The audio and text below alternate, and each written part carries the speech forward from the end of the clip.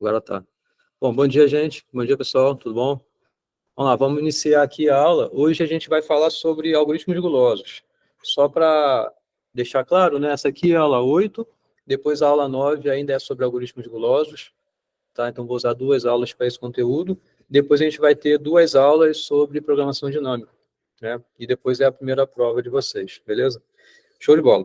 Então, vamos lá. O que é uma estratégia gulosa, né? Para falar de uma estratégia gulosa, é bom a gente sempre pensar em algum problema que usa estratégia gulosa, né? E se ela realmente é uma boa estratégia ou não, é o que a gente vai ver aqui hoje, né? Mas, bom, pensa num jogo de xadrez, né? Deixa eu mudar aqui de cor.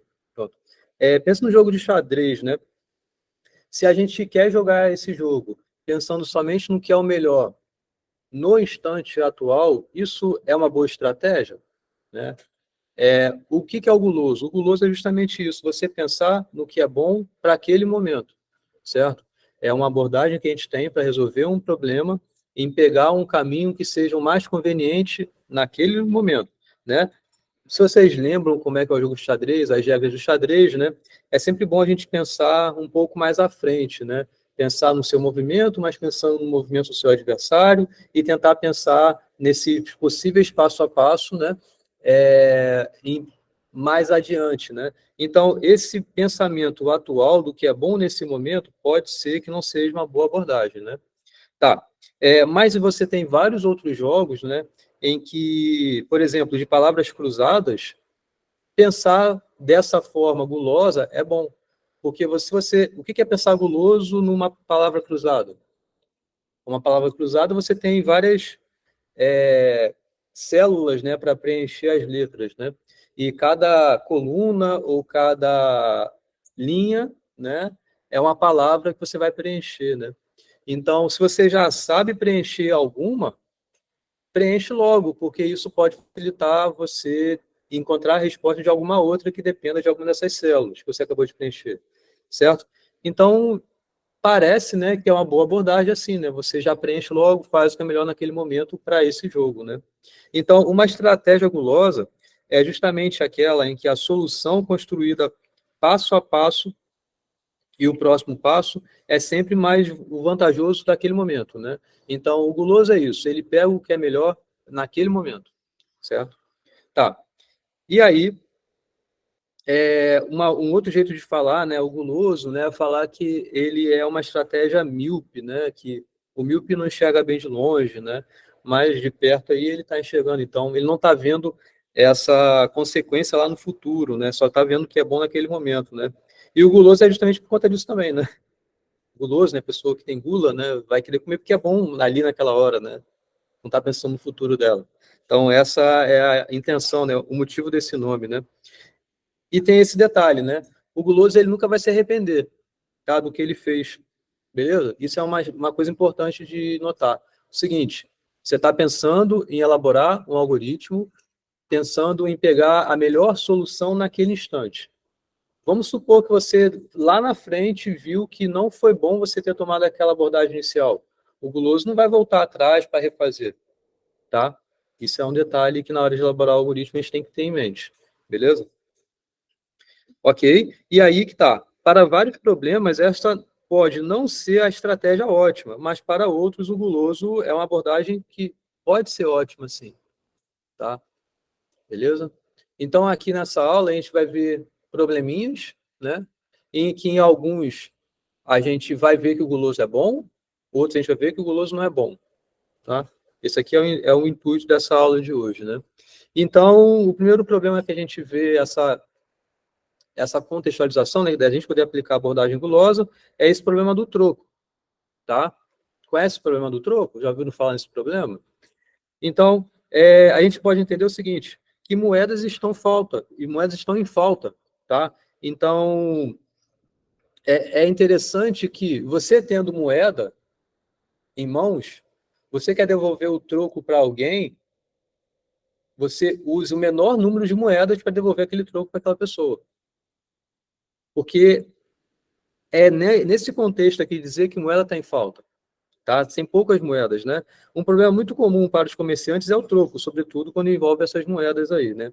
Assim, os comerciantes têm buscado dar o troco com o menor número de moedas, beleza? Dentre as que ele tem disponíveis, tá? Beleza. Aí aqui está a nossa contribuição, vamos dizer assim, né? A gente, como elaborador de algoritmos, né, solucionador de problemas, vamos dizer assim, a gente é apresentado a esse, né? Então, tá. Qual poderia ser uma estratégia eficiente para que o troco seja dado sempre com o menor número de moedas? Beleza? Esse é o problema, tá? Então, concorda que uma abordagem gulosa poderia ser uma primeira possibilidade de solução? Faz sentido, né? Porque o que é abordagem gulosa aqui? Você tem um banco de moedas, você tem uma caixa com várias moedas. Você quer devolver algum valor. Sei lá, eu quero devolver R$ 10, é o que eu quero. Se você tem uma moeda, vamos dizer assim, uma moeda de R$ 10, né? Você dá essa única moeda e pronto, acabou. O que foi isso?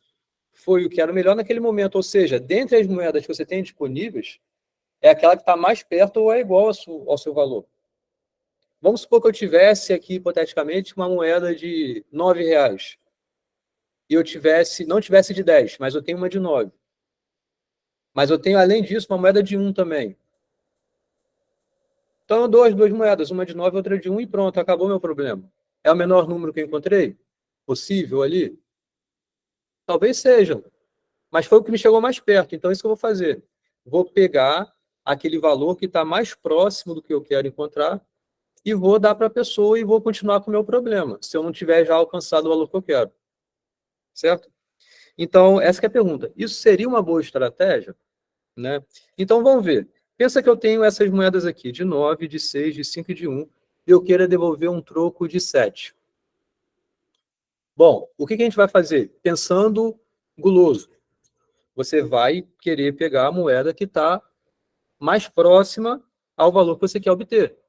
No caso aqui tem que ser uma de 6, e aí você vai continuar com o seu problema, tendo agora que devolver 1 de dinheiro. E você tem 1 aqui, uma moeda de 1. Então, beleza. Pensando gulosamente, com essas duas você consegue resolver o seu problema. Foi um guloso e obteve um número ótimo. Concordam que o número ótimo, de fato, é 2 aqui? Porque você não tem uma moeda de 7. Então, pelo menos 2 é necessário. E a gente consegue obter um com 2, duas moedas. Então, pronto, acabou. Certo? Tem como melhorar? Por conta disso que eu acabei de falar, não, não tem como melhorar. Um troco de 15.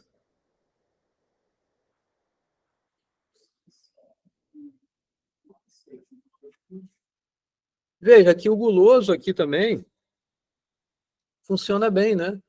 Então, você pega lá, um que está mais perto, é o 9. Você vai recair o seu problema agora com 6, porque 15 menos 9 vai dar o seu 6 e você tem uma moeda de 6. Né? Tá bom? Troco de 11. Como é que seria a abordagem gulosa? Se eu pego o 9, foi a que estava mais perto do 11. Agora, 9 para 11 faltam 2. A de 6 não posso usar, a de 5 não posso usar, e eu vou ter que usar a de 1. Eu vou ter que usar duas dessas de 1. Né? Então, 3 moedas, né? Mas tem como eu ter alguma coisa melhor, certo? Porque se eu pego uma de 6 e uma de 5, eu já tenho o meu 11, certo? Então, veja o seguinte, esse tipo de problema, na verdade, esse problema, o que a gente pode concluir? Só com esses exemplos simples, bobos, que foi isso que eu mostrei aqui, que a estratégia gulosa, beleza, você consegue solucionar o seu problema, mas sempre consegue obter o ótimo, ou seja, o menor número de moedas aí para você devolver de troco? A resposta é não. Tá? Então, pensar gulosamente é interessante, porque é simples de se ter uma abordagem, um algoritmo guloso. Mas garantir essa otimalidade, isso nem sempre é possível. Tá legal?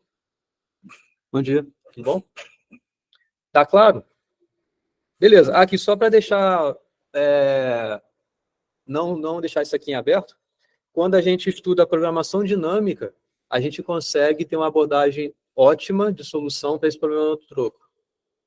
Tá? Então, usando o algoritmo guloso, a gente só consegue garantir o ótimo se essas moedas aqui tiverem alguma relação de multiplicidade, tem a ver com uma álgebra que é associada aos valores dessas moedas. Tá? Mas, de modo geral, você não tem esse conhecimento sobre a entrada, sobre essas moedas aí, né, sobre o seu problema. Então, o que a gente tem que usar aqui é uma programação dinâmica, que vocês vão ver um pouco mais à frente.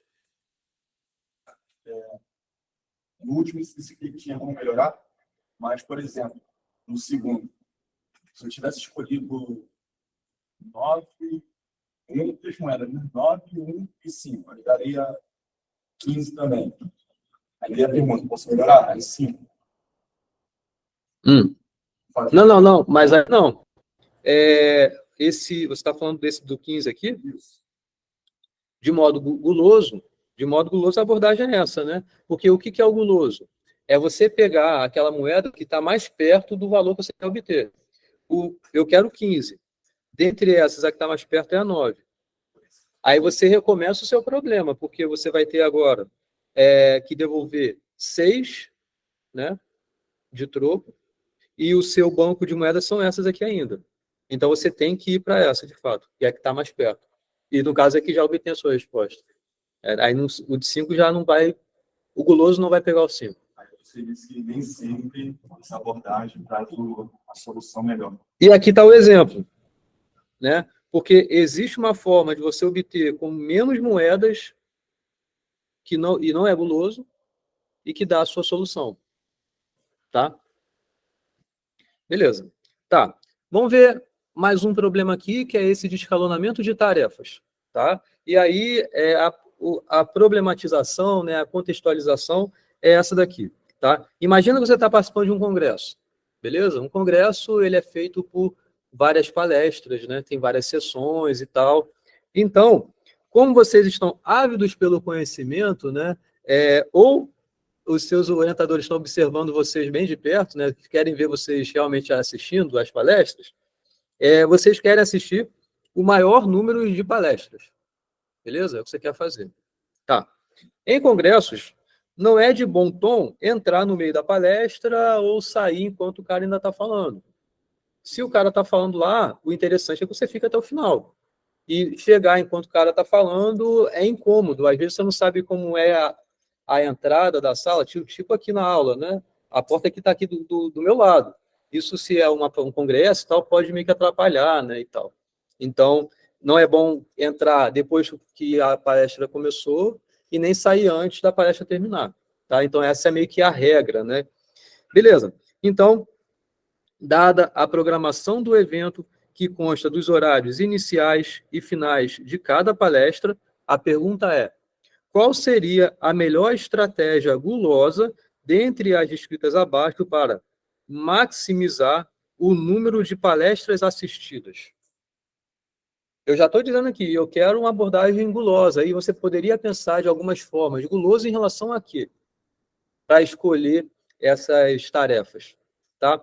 Então, é o seguinte, você pode pensar dessa forma, olha só, você tem sua timeline lá, beleza? E aí você tem palestras. Então, por exemplo, você tem uma palestra que vai ocupar esse slot, beleza? Ou seja, vai começar nessa hora aqui e vai terminar nessa hora aqui, beleza? Aqui é o início e o fim da palestra. Vocês concordam? Se tiver alguma outra palestra que tem interceptação de horário, tem interseção de horário, você não pode escolher as duas? Por conta justamente dessa regra que eu estou apresentando aqui. Então, você tem que escolher uma das duas. Tá claro, né?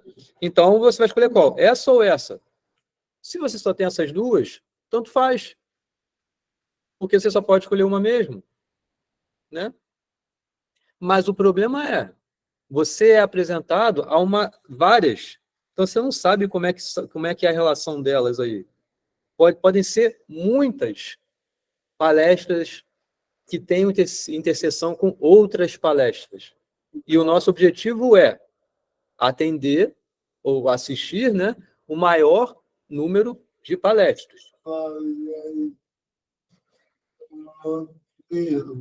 Pode perguntar. As palestras são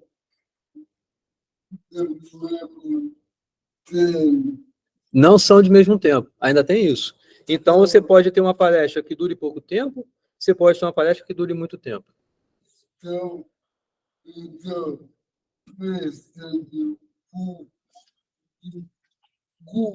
Guloso. Eu acho que o ideal seria pegar o maior número de palestras com o menor tempo possível. É um bom pensamento. Então, olha só.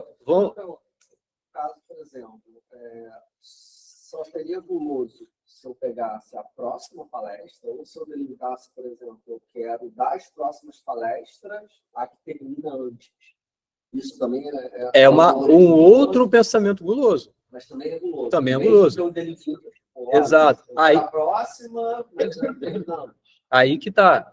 Como é que a gente vai pensar guloso? Existem muitas formas, vocês falaram duas.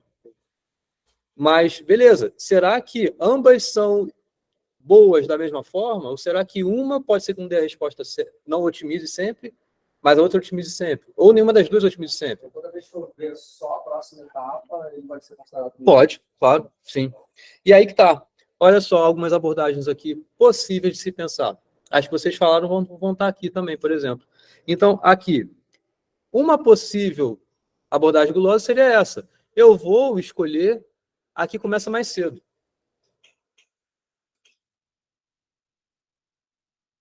O que concorda? É uma frase, mas aqui já está dando toda a abordagem que você vai sempre tomar de decisão.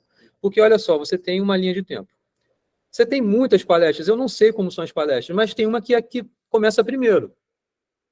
Escolhe ela. É isso que está dizendo aqui. Se é bom ou não é o que a gente tem que avaliar, mas é o que está dizendo aqui. Escolhe a que começa primeiro. Concorda que depois que você escolheu ela, aquelas outras que estavam com interseção com ela, você não pode escolher? Então, o seu problema agora muda, que é, bom, beleza, escolhi essa minha palestra para assistir. Então, você vai recomeçar o seu problema como? Removendo essa e removendo todas as outras que têm interseção com ela. E você vai recomeçar o seu problema. E se é essa abordagem que vai ser tomada, bom, beleza, vou pegar a que começa primeiro dentre essas que restam. E você vai sempre refazendo essa abordagem. Tá claro? É assim que é o algoritmo, é o passo a passo do algoritmo. Tá. Uma outra é essa que o Bruno falou, né? O Bruno falou isso, né? Eu vou escolher aquela que tem menor duração. Não sei onde é que ela está, mas eu sei que dentre todas essas que existem, né? Existem várias aqui, eu não sei como é que elas são e tal, mas eu sei o tempo de duração de cada uma. Então, pega aquela que tem menor duração. Pode ser bom?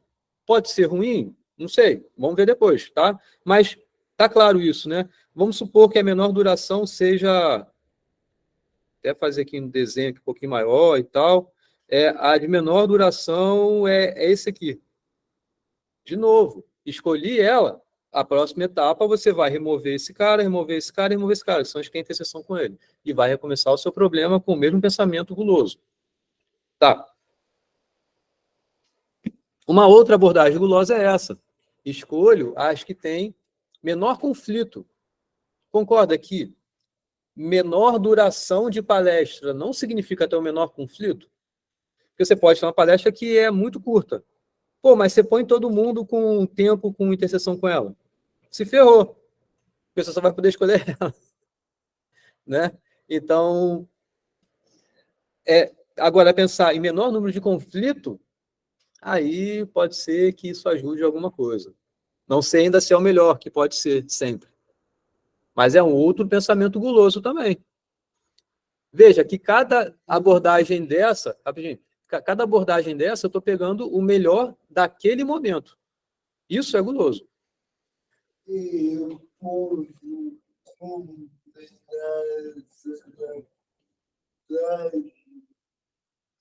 Combinar a abordagem. Você vai ter que ter uma decisão a cada instante. Qual é a sua certeza que você vai ter para tomar? Combinar pode, mas às vezes você não precisa combinar. Aqui nesse exemplo, a gente vai ver que, bom, essa é a abordagem que sempre vai funcionar.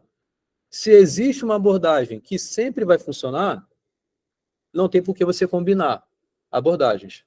Agora, se você está na dúvida, se você não tem essa prova de que uma delas é a melhor, aí você pode meio que, pô, deu um empate aqui. Tá, vou tomar essa abordagem porque é mais intuitiva para mim. Pode, também é guloso. Tá? Respondi a sua pergunta? Poder combinar, pode. O ponto é, eu já tenho alguma prova de que alguma delas é ótima? Se você tem, você não vai combinar. Entendeu? Que aí é uma discussão que a gente vai ter já já. Tá?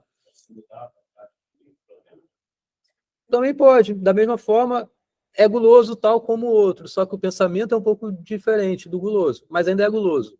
Então, assim, estritamente falando, eu estou mudando a forma de pensar, mas ainda é guloso? Sim, então é guloso. Agora, o ponto é saber se isso que você está fazendo está induzindo ao ótimo. Que aí é, vamos falar assim, é a dificuldade da gente lidar com abordagens gulosas. É a gente conseguir provar que o que a gente está fazendo é uma solução ótima, está induzindo ao caminho ótimo. Tá legal? Mas, pelo nome da estratégia, sim, né, guloso. Tá? Às vezes, pensando em heurísticas, pensar heurísticas gulosamente falando é muito interessante, porque é simples. O que é heurística? Heurística é um palpite, acho que na primeira aula eu falei sobre isso, é um palpite de solução que você tem, tá? E simplesmente porque é um palpite, é algo mais intuitivo de se pensar. Então, um guloso, nesse sentido, se apropria muito. É muito interessante se pensar num guloso, quando você está pensando em heurística.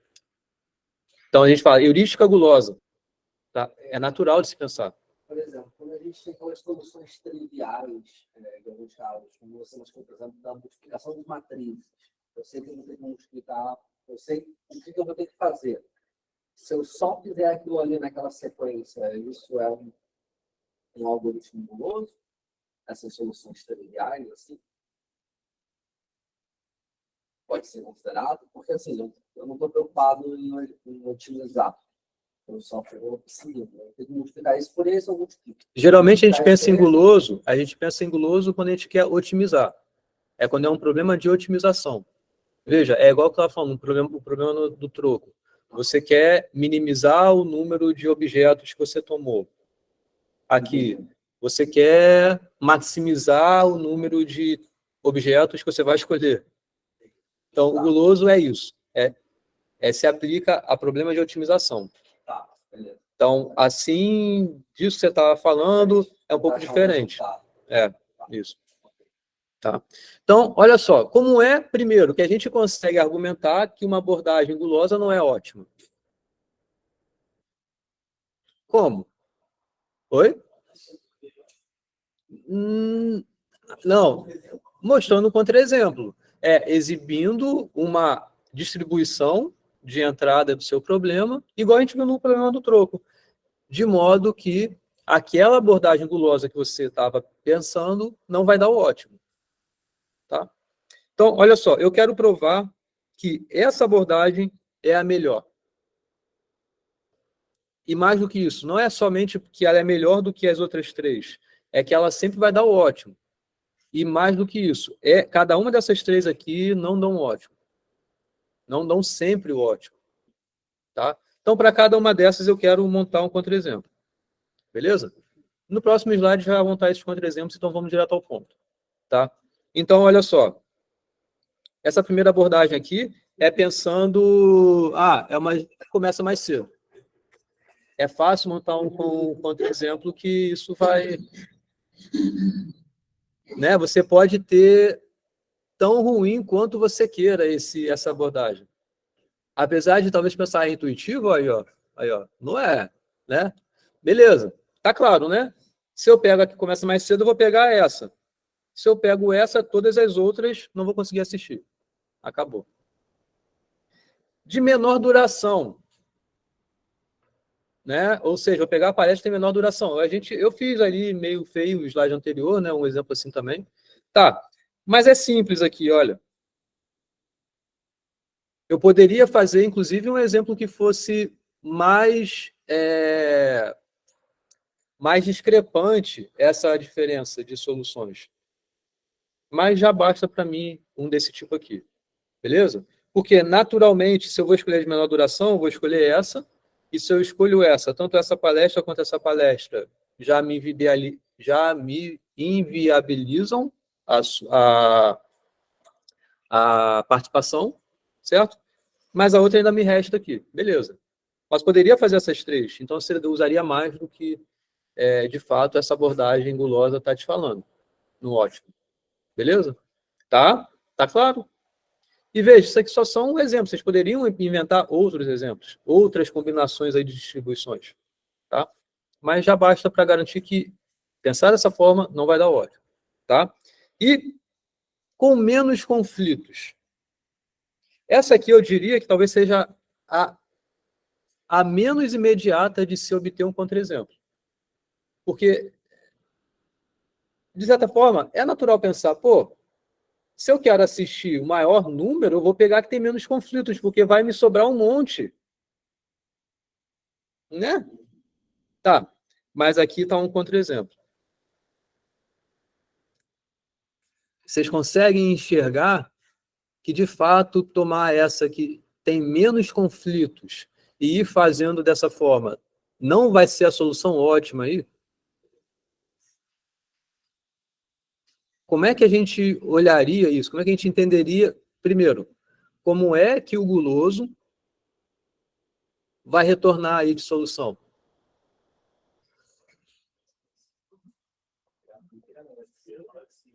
Então, olha só, uma possível... Vamos contar para cada uma aí, né? Os conflitos, né? Então, esse cara aqui conflita com quantos? 1, 2, 3. Esse cara conflita com quantos? Esse cara aqui? 1, 2, 3, 4. E esse cara aqui? E esse cara aqui? E esse cara aqui? Não. 4, porque tem esse, né? 1, 2, 3, 4. E esse cara aqui? Então, vou botar aqui do lado para não... 2. Beleza? E do outro lado aqui, deve ser igual, né? Então, aqui eu tenho conflito com 3, né? Esse aqui com 4. Esse aqui com 4. Esse aqui com 4. Esse aqui 1, 2, 3, 4. Beleza. Acho que ficou... Do lado de cá ficou até melhor, né? Para enxergar para cada coisa. Então, vou botar aqui. 3, 4, 4, 4, 4. Beleza. Com isso, vocês conseguem ver o que o guloso vai pegar e o que o ótimo vai pegar? Quem é que o guloso vai pegar?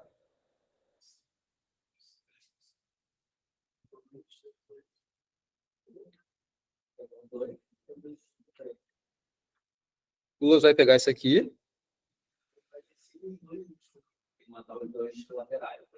Aí, beleza. Peguei ele, eu vou eliminar quem da história? Vou eliminar esse ou eliminar esse. Ou seja, não posso pegar nenhum dos dois.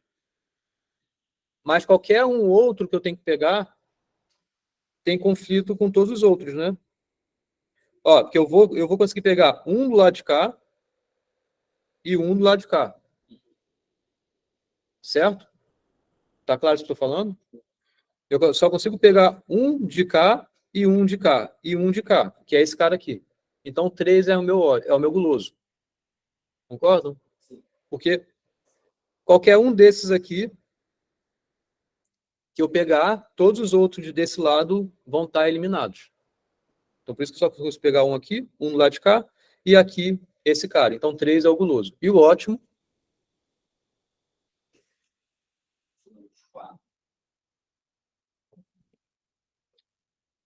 Hã?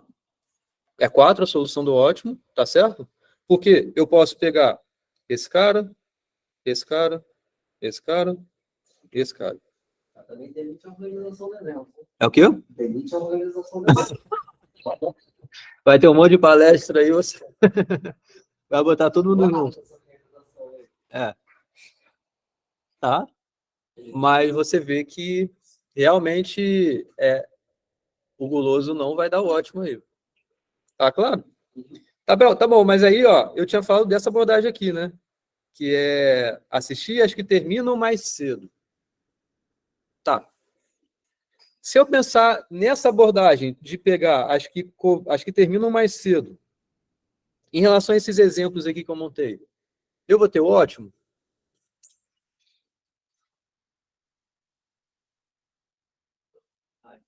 Olhando só para os exemplos. Sim, porque se eu pego a que começa mais cedo, eu vou pegar esse cara desse, que é a que termina mais cedo.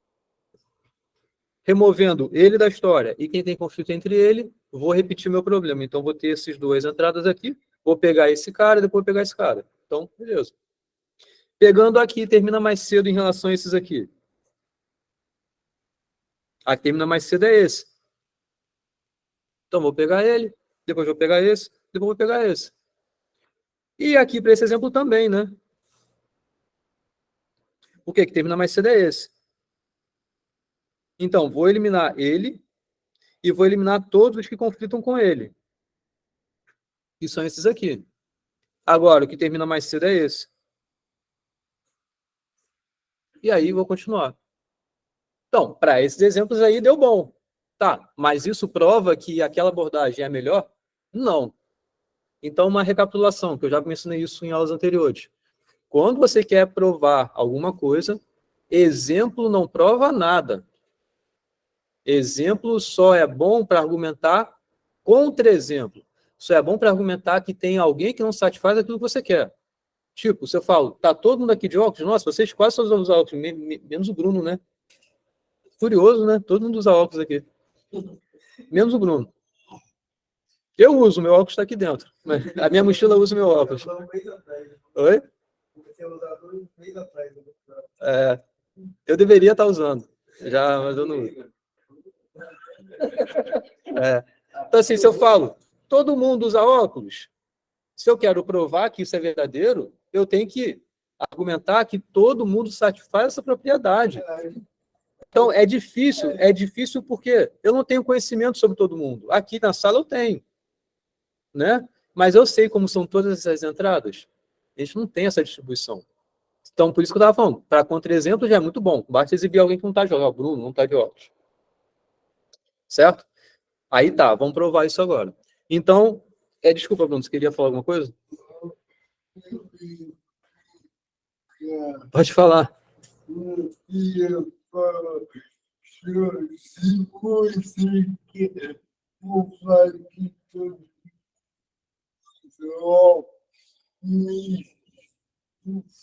É só te mostrar na sala. É só fazer isso, verdade. Se você pegar das últimas que conflitam, a que começa mais tarde. Das últimas que conflitam, a que começa mais tarde. Isso é porque começar mais... talvez dê na mesma. Mas Só fica mais difícil. É mais difícil falar isso, né? Beleza. Então, olha só. Assistir, acho que terminam mais cedo. Essa é a estratégia, tá? E aí, o que eu quero provar é que essa é uma abordagem poderosa, ou seja, é o ótimo, vai estar por aí, tá? Então, olha só. Vamos provar isso daqui. Tá. Então, seja SX e FX, os horários que começam e terminam o evento X. Beleza? É a anotação que eu estou apresentando para vocês. Então, X é o evento. É aquele intervalozinho ali, é o slot dele. É o evento. E aí você tem o horário que começa e o horário que termina. É o start e é o fim. Mas start e fim ficou... Tá, mas vocês entenderam, né? É o começo e é o fim. Tá? Finish. Beleza, finish. É o start e finish. Então, seja A uma solução fornecida pela estratégia gulosa. Beleza. A abordagem guloso. A abordagem gulosa te retornou uma série de intervalos ali. Isso foi o que o A retornou. É a solução gulosa. E O é uma solução ótima. O que a gente quer argumentar é que os dois vão ter o mesmo tamanho. Beleza? Tá. Beleza. Então, olha só. E aí você tem A é o nosso algoritmo. O nosso algoritmo, ele retornou I1, I2 até IK. Beleza? Ele retornou K intervalos, K eventos. Beleza? Então, esses índices I se referem aos intervalos, às escolhas do algoritmo. Vai de I1 até IK, ou seja, são K escolhas que o algoritmo teve. Tá? O ótimo, não sei como são, quem são, mas beleza. Vamos supor que exista esse ótimo, é o J1 até o JM. Ou seja, o ótimo te retornaria M escolhas. Tá? E aí são do J1 até o JM. Pode ser que esse I1 seja igual ao J1. Mas pode ser que não. Eu não estou me comprometendo a isso por enquanto. Tá legal? E nem mesmo ao tamanho. Aqui eu tenho K escolhas do algoritmo e eu tenho M escolhas do ótimo. Beleza. Bom, o que a gente quer mostrar é essa desigualdade. Que é o seguinte. Vamos mostrar que para todo R menor ou igual do que K, ou seja, esse K é esse cara aqui, tá? É a última escolha do algoritmo. Então, para todo mundo que você escolheu no algoritmo, beleza? Bom, o final, ou seja, o horário final, tá? Deste evento R que o algoritmo escolheu, tá legal? Ele vem antes do que o tempo final do que a escolha R do ótimo retornou.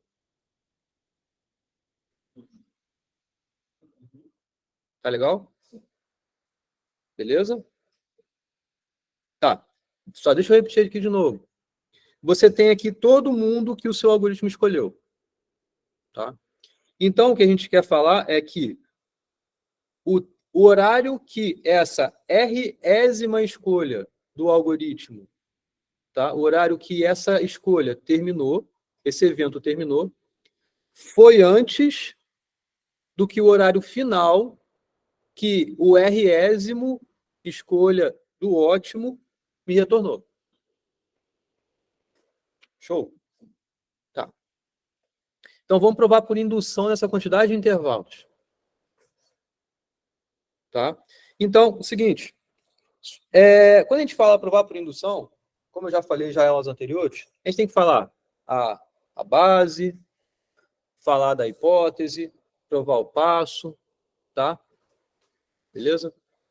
E aí, olha só, primeiro, aqui eu não escrevi essa base. Não escrevi essa base. Tá? Mas concorda que a base é fácil de se argumentar?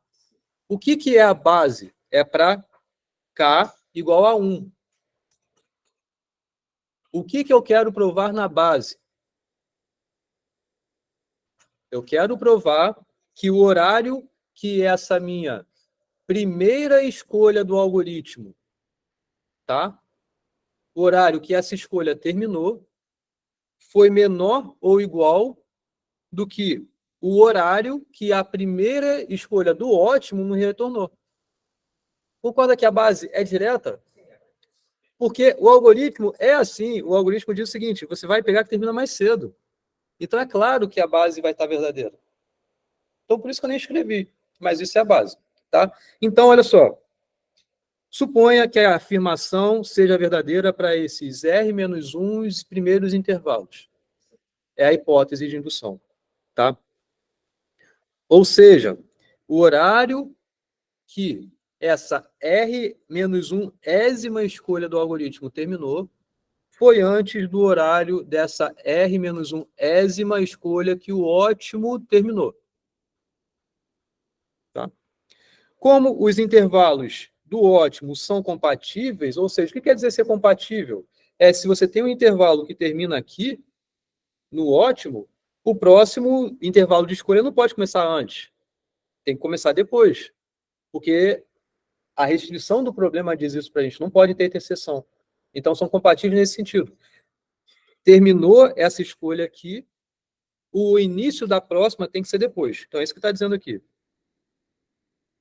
No ótimo, o horário que termina essa R-1 ésima escolha é anterior ao horário que começa a próxima escolha. Sim? Estão vendo, então, isso aqui? Que tem essa desigualdade?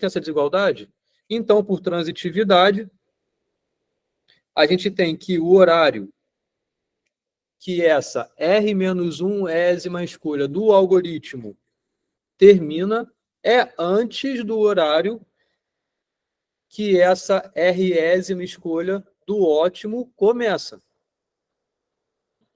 Sim?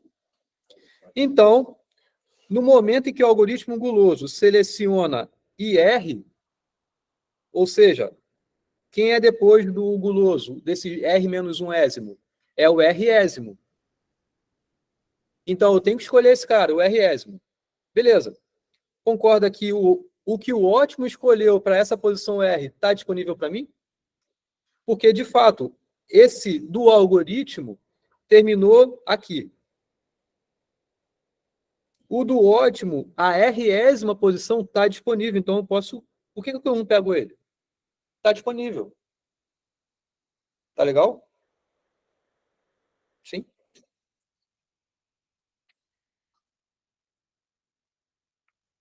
Então, a gente tem isso como consequência. Por quê? Se eu escolho para mim o próprio JR, que foi o que o ótimo me retornou, o tempo de conclusão dele, do meu algoritmo, é menor ou igual do que o tempo de conclusão desse JR, de fato. Então, acabou o que eu quero provar aqui. Tá? Beleza? Então, olha só. Por que só isso basta para mostrar que o A é ótimo? Concorda que isso aqui meio que já prova o que eu quero? Porque o que eu estou provando é o seguinte. Eu tenho um ótimo. Eu tenho o meu guloso. Eu sei que o meu guloso, no primeiro passo, já pegou no máximo melhor do que o ótimo. Ou, no mínimo, melhor do que o ótimo. Eu sei que o ótimo ele já pode pegar no primeiro passo. Não tem como o ótimo ser mais, porque o ótimo é o ótimo. O ótimo já está disponível para o guloso. Exato.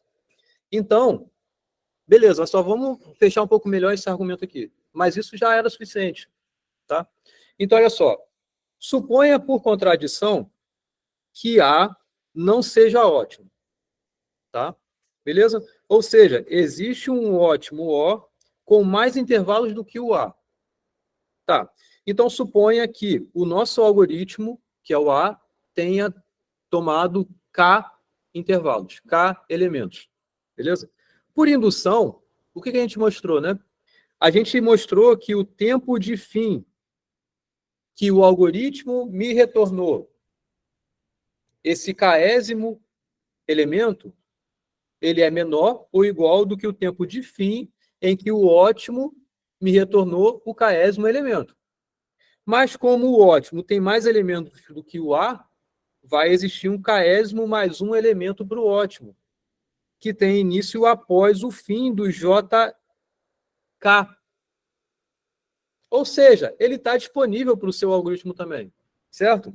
Então, esse JK mais um ésimo elemento aqui, né, estava disponível após a escolha do último elemento do algoritmo, que era o Késimo elemento. Então, o guloso parou. Então, isso é um absurdo. tá? Foi só para fechar, deixar um pouquinho mais, talvez, claro o que a gente está falando aqui, tá? Mas isso já prova, então, que aquela abordagem gulosa é ótima. Sabe que você pode ter um ótimo de mesmo tamanho do guloso, mas com elementos completamente distintos. Aham. Isso, pode. Você não consegue ser maior. Uhum. Melhor. Show! Agora vamos para outro problema, que é o da árvore geradora mínima. Só para deixar um pouquinho mais claro o que eu estou fazendo aqui é, veja, eu estou aqui trabalhando com alguns problemas distintos e a minha ideia é, bom, se eu tenho uma abordagem que é ótima, eu tenho que provar isso. Veja que, até agora, os problemas que a gente está vendo, a abordagem gulosa, ela é difícil de ser obtida? Assim, é difícil de ser imaginada? Não necessariamente. Porque você pensa, pô, vou pensar aqui o que é o melhor para mim nesse momento. Tá, é isso que, de modo geral, é o guloso. O que é o difícil da história aí? Provar que o guloso é ótimo. Tá legal? E é aí que a gente tem que realmente gastar mais tempo, vamos dizer assim, para essa prova. Tá? Na próxima aula a gente vai ver mais outros casos também que a gente vai tratar do guloso, com o guloso e provar ser ótimo. Esse aqui é um curso que tem muito conteúdo, né? Então, se eu fosse, eu poderia ter um curso somente de algoritmos gulosos. E aí eu entraria no conceito de matroides, tá? E aí matroides usa uma técnica que com ela a gente consegue provar se um problema satisfaz uma matroide, então o algoritmo guloso dá o ótimo daquele problema. E aí eu teria que entrar no conceito de matroide aqui para poder ter essa equivalência com algoritmos gulosos. Mas aí seria para um passo mais avançado aqui, ou se eu tivesse mais tempo, daria para falar bem. Tá? Daí, se o problema encaixa num matroide, existe um algoritmo guloso que é ótimo. Né? Uhum. Isso aí. Tá? Então, Também você tem que achar qual. sim. Não, mas acho que com o Matroid você já consegue. Se eu não me engano, sim. Tá. Então, olha só. Conceito de MST é Minimum Spanning Tree, tá? Em inglês. Árvore geradora mínima. É o seguinte. Aqui é a problemática, né? Imagine que temos alguns computadores e precisamos fazer uma rede com esses computadores. Eles têm que se comunicar de alguma forma, tá? Beleza. A conexão entre computadores possui um custo. Então, imagina o seguinte, já existe uma rede de comunicações, tipo, cada um de vocês é um computador. Sei lá, vocês se comunicam entre si, então você pode se comunicar com o Rafael? Com o Rafael de algumas formas. É indo do outro Rafael para o Lucas e para ele, ou é indo para o Fernando, para o Bruno e para ele. Você tem algumas formas de se comunicar aqui, né? Beleza, mas são formas distintas que você consegue chegar nele. Tá? Só que possui um custo cada passo de comunicação desse, cada rota de comunicação dessa. Né? Então, o nosso objetivo é interligar, todos esses computadores, vamos dizer assim, com o menor custo.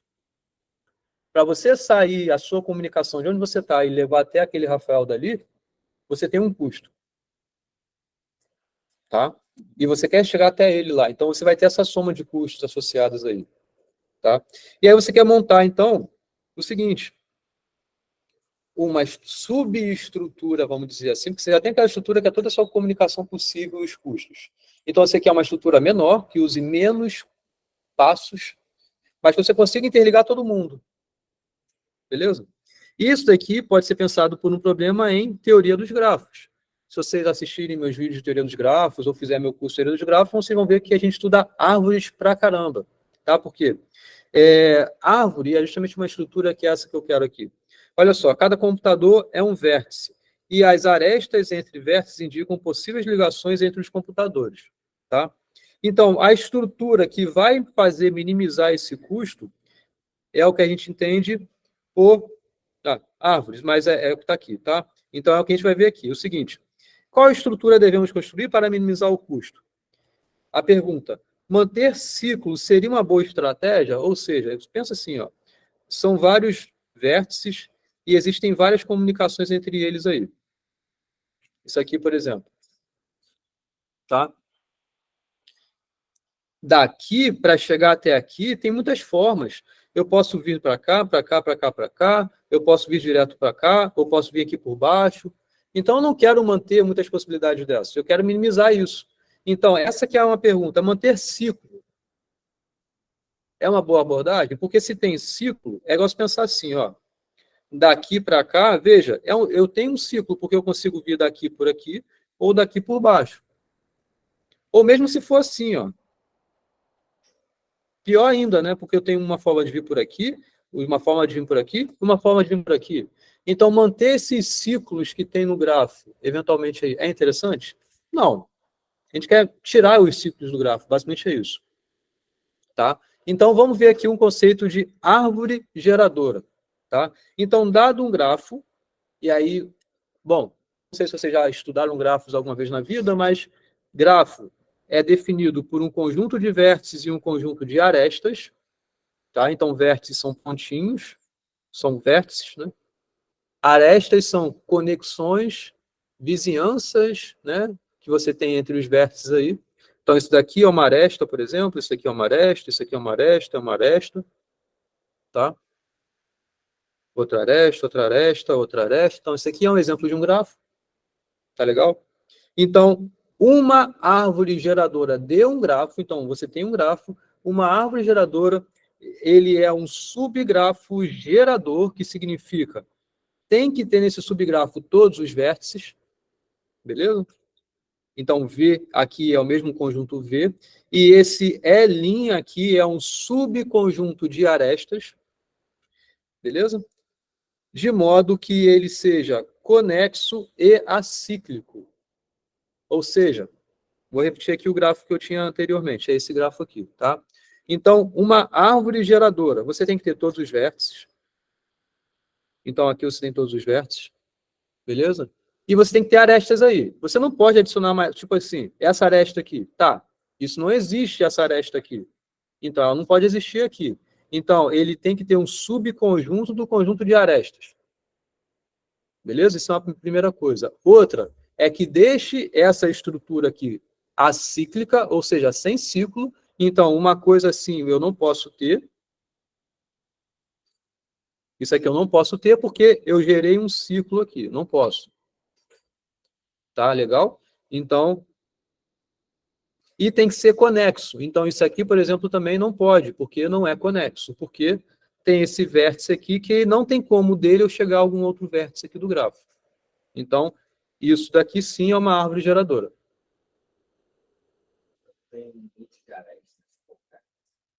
Não tem limite de arestas por vértices. O que a gente tem como consequência de ser uma árvore é que toda árvore tem necessariamente n-1 arestas no total. Mas agora, o tanto de vizinho que cada vértice pode ter não tem essa restrição. Tá? Então, esse E', né? Esse E' eu sei que é n-1. Por propriedades que a gente prova em teoria dos grafos. Beleza? Mas a definição é essa. É conexo, ou seja, entre cada par de vértices existe exatamente um caminho. Então, para cada par de vértices que você escolhe aqui, vai ter exatamente um caminho que liga eles, que é, por exemplo, esse par aqui. É dar vir para cá e vir para cá. Caminho, você não pode repetir vértice. Então, não faz sentido você falar, para daqui chegar até aqui, você vir para cá, aí desce para cá, aí sobe para cá e desce para cá. Não, isso não é um caminho. Isso é o que a gente chama de passeio. Tá? Mas não é caminho. Beleza? Então, tá aí o conceito de árvore geradora. Beleza? E o problema do minimal spanning tree, árvore geradora mínima, beleza? O grafo não é somente assim, dessa forma que eu montei, mas ele é um grafo ponderado. Ou seja, cada aresta tem a atribuição de um custo. Eu adiciono o custo de comunicação que é um computador se comunicar com o outro. Beleza? E aí o nosso objetivo é construir uma árvore geradora desse grafo que tem o menor custo no total. Tá legal? Eu quero minimizar a soma das arestas, a soma dos custos das arestas que eu escolhi para montar a árvore geradora. Tá legal? Vocês poderiam pensar o seguinte, olha só, entenderam o problema? Eu quero obter uma árvore geradora que tenha as arestas cuja soma delas seja a menor possível, de menor custo, né? Tá legal? Então, uma forma de pensar poderia ser o quê? Pô, por que você não constrói todas as árvores geradores e vê qual é a menor? Concorda que é uma forma de se pensar? Constrói tudo. Beleza? Isso é um algoritmo de força bruta. Tem algum problema aí? Oi? A demora, o custo, a complexidade de você obter todas as árvores. Por quê? A quantidade de árvores geradoras que um grafo tem pode ser muito grande. Isso a gente prova também em teoria dos grafos. Tá? O máximo de árvores geradoras que um grafo com n vértices pode ter é essa conta aqui, n elevado a n menos 2. Em outras palavras, o grafo completo tem essa quantidade toda aí de árvores geradoras. Isso é o que a gente chama de número de Cayley. Tá? Isso é o número de Cayley. Cayley é um matemático muito famoso, aí que tem muita coisa dele, e aí ele tem essa... É bem interessante isso aí, na verdade. Tá? Mas esse é um grafo completo, que pô, é um grafo que tem o maior número de arestas possível. Né? Mas, enfim, ainda assim, além disso, né, tem um número de árvores geradoras muito grande. Tá, então, você montar todas as árvores geradoras e ver qual é que tem menor custo, não é uma prática boa se fazer, né? Tá? E aí, a principal justificativa para a construção de uma árvore geradora é que a remoção de arestas de ciclo não desconecta o grafo. Tá, beleza? Vocês já entenderam isso, né? Isso eu estava já mencionando quando estava falando de árvore, né? Então, olha só, vamos falar de uma abordagem gulosa. Na verdade, existem algumas abordagens gulosas para obter uma árvore geradora mínima. Tá? Essa primeira que eu vou falar aqui, na verdade, só vou falar duas, mas existem três, pelo menos, de gulosa, é o algoritmo de Kruskal. Tá? Kruskal é um cara também, e aí ele desenvolveu esse algoritmo que é muito simples. O legal disso é que ele é simples e ótimo. Tá? O algoritmo de Kruskal é assim. Então, você inicia o grafo de solução sendo um grafo nulo, ou seja, ele é um grafo que tem todos os vértices do grafo original, mas não tem nenhuma aresta. É igual quando eu fiz aqui. Lembram que daqui para cá eu tinha posto isso aqui inicialmente? É o ponto de partida do algoritmo de Kruskal. É um grafo que não tem aresta. O que vocês acham que é o próximo passo do algoritmo? Olha, é guloso. Então, o que vocês acham? É o quê? Dois quaisquer, mas veja, as arestas têm custos. É a que tem menor custo.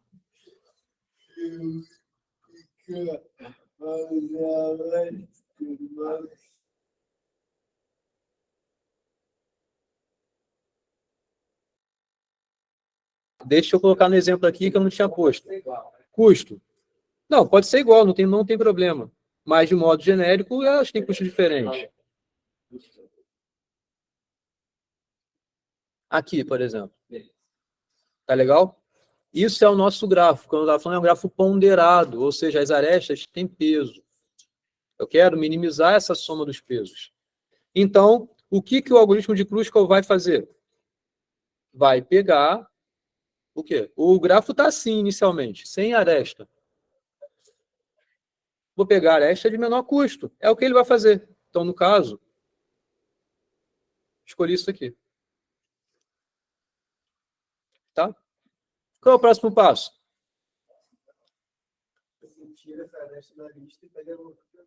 A de menor. Qual é a que vai ter aqui? Essa de 2, né? Qual é o próximo passo? Vai checando, né? Exato. Eu não posso simplesmente ir colocando assim, do jeito que eu estou fazendo, mas vamos ver no que isso aqui pode dar. Qual é o próximo passo? No caso é o 4. E depois? Não sei. Por que eu não posso? Mas cadê essa checagem? O próximo vou escolher a de menor custo. A de menor custo é 5 que vou colocar. Aí você tem que ver se você não está gerando ciclo. E aí você não pode.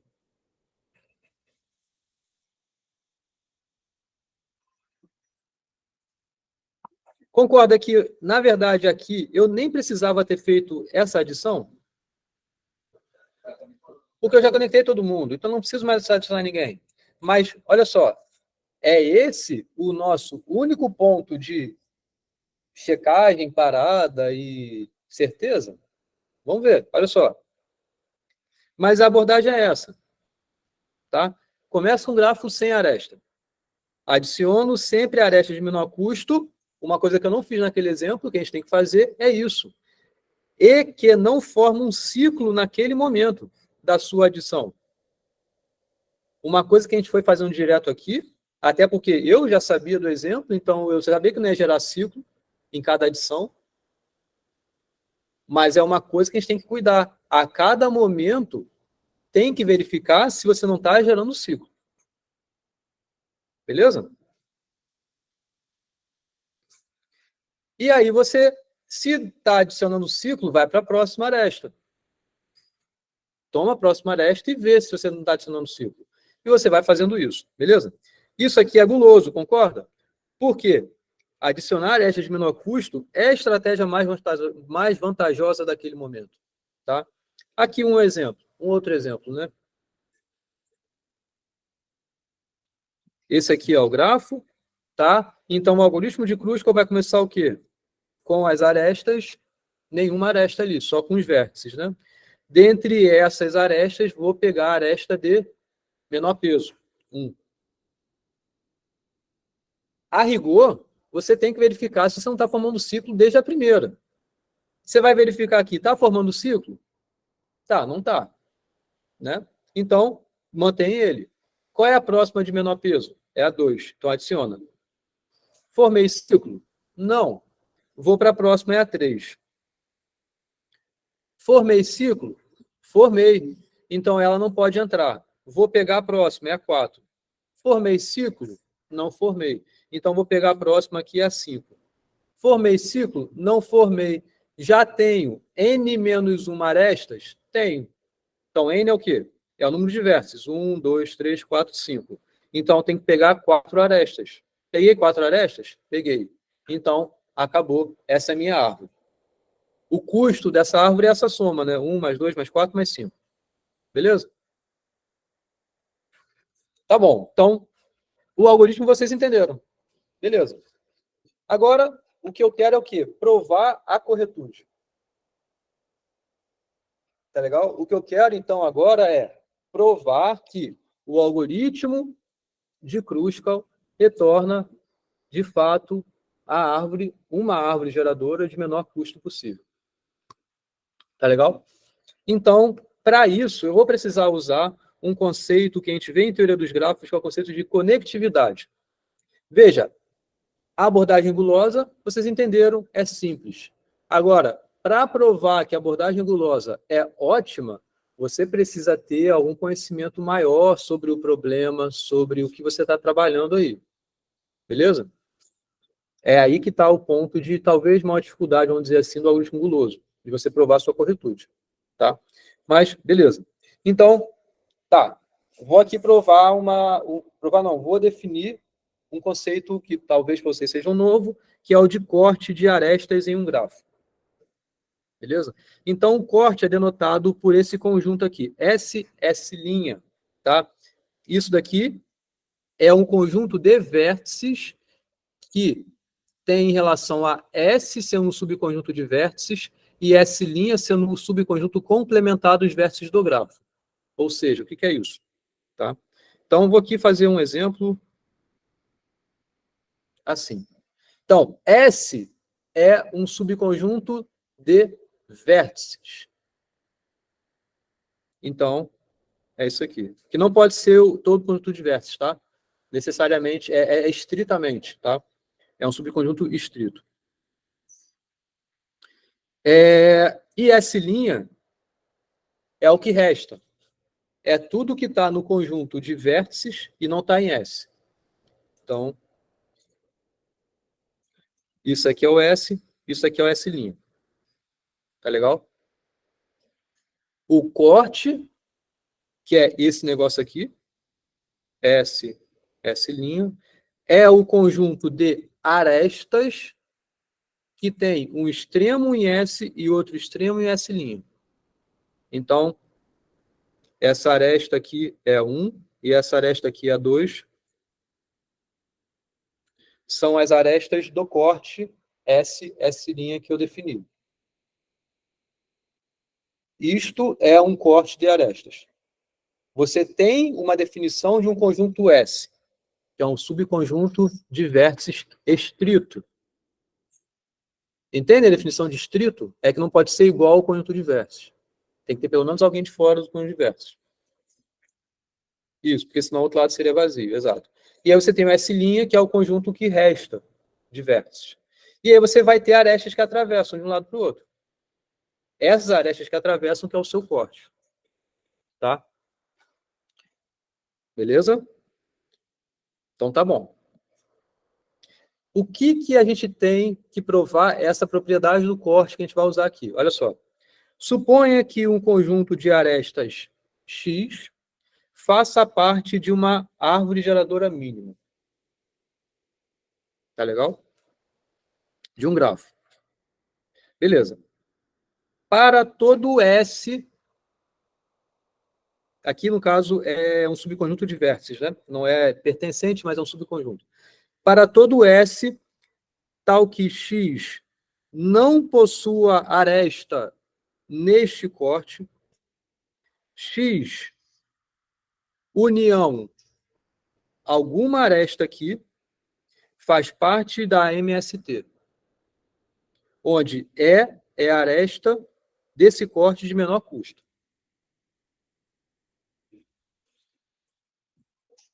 Então, olha só, vamos reler isso aqui, beleza? Olha só, eu estou olhando uma MST. Eu estou olhando uma árvore que tem custo mínimo. Tá legal? Beleza. E aí, X são as arestas dessa árvore. Tá bom? E aí, eu estou olhando agora, X não possua arestas no corte. Eu estou olhando essas arestas aí de X e eu estou vendo o seguinte, em relação ao corte que eu tomei, não tem nenhuma aresta de X que esteja nesse corte. Tá legal? Agora, eu vou pegar uma aresta do corte e adicionar o X. Beleza? E aí, eu tenho certeza que X, união essa aresta que eu adicionei, que é uma aresta do corte, ela vai estar na árvore geradora mínima e é a aresta de menor custo. Lembra do exemplo que eu fiz aqui? Aqui você tinha S, aqui você tinha S'. Quem é X? É um conjunto de arestas de uma MST. Então, o X, para mim, por exemplo, são essas aqui. Tá legal? E aí, isso que eu estou falando aqui, ó. X não possua aresta do corte. Então, nenhuma aresta do corte, que é essa está em verde ainda. Agora, se eu adiciono nesse conjunto X mais uma aresta, e essa aresta é uma dessas duas aqui, tá? Eu sei que essa adição vai estar no corte, vai estar no MST mínima, perdão, se for aresta de menor custo. Entre essa e essa, qual é a menor? Sei lá, essa daqui é de menor custo. Então, esse conjunto verde que eu fiz agora vai estar no MST.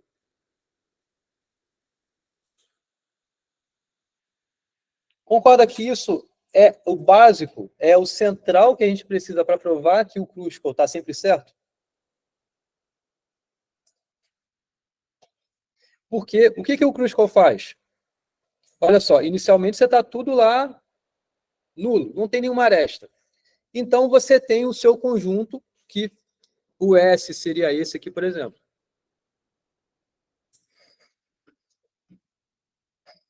Aí você tem todo o restante aqui. Você não tem as arestas que estão num corte desse conjunto S, que é o seu grafo nulo, desse vértice aqui trivial, e o todo o restante, que é o S'?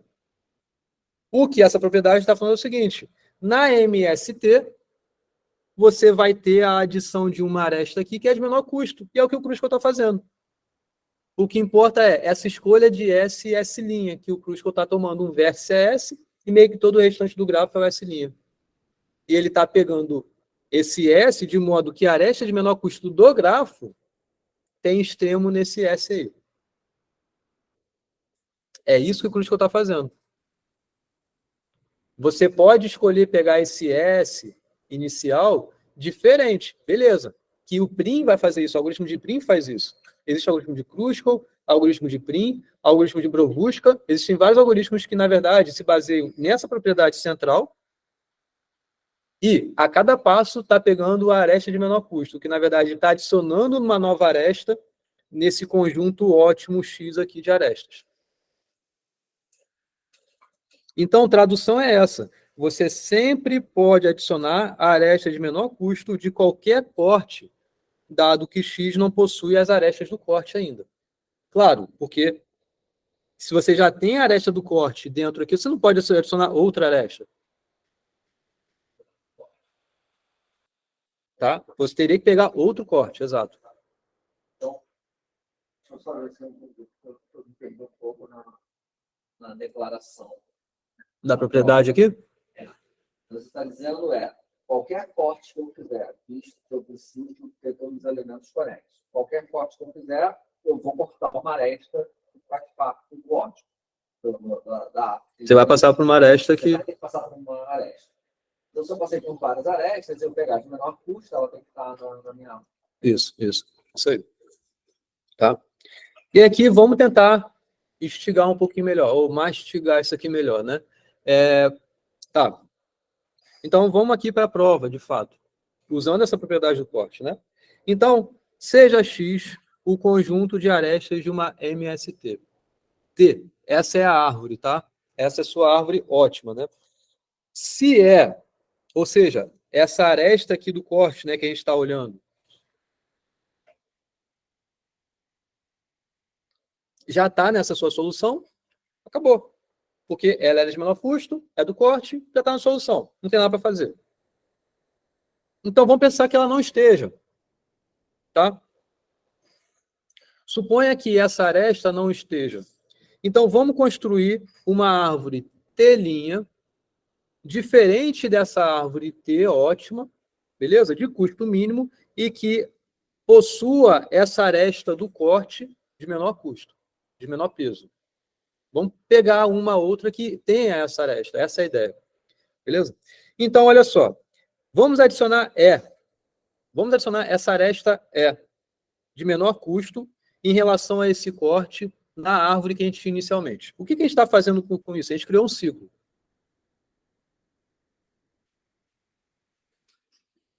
Vamos voltar aqui. X é o conjunto de arestas da solução. Então, o que eu estou falando lá na frente eu tenho esse X aqui. Isso aqui é o meu conjunto de arestas da solução, são esses em verde aí. Supõe que essa aresta aqui não seja a aresta de menor peso em relação a esse corte. Não é essa aresta. É isso que eu estou falando lá. Mas a de menor é essa. O que eu estou falando tá bom, adiciona ela aí. Então, necessariamente, de um corte, você só pode usar uma aresta. Então, o que eu estou falando adicionou ela lá. Aí, vamos ver o que a gente tem que fazer agora. Criei um ciclo, né? Então, existe uma outra aresta L' nesse corte, que é justamente a que eu tinha tomado antes. É aquela que estava no exemplo ali, né? Riscada primeiro, né? Tá bom, removo ela. Só vou trocar uma por outra. É isso que eu vou fazer. Tá bom. O grafo, que era conexo, porque era uma árvore, vai continuar conexo.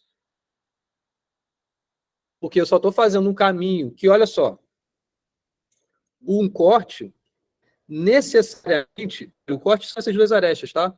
Qualquer caminho que você tinha desse lado S para vir para S', tinha que necessariamente passar por uma aresta do corte.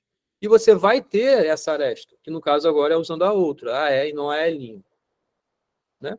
Então, oi?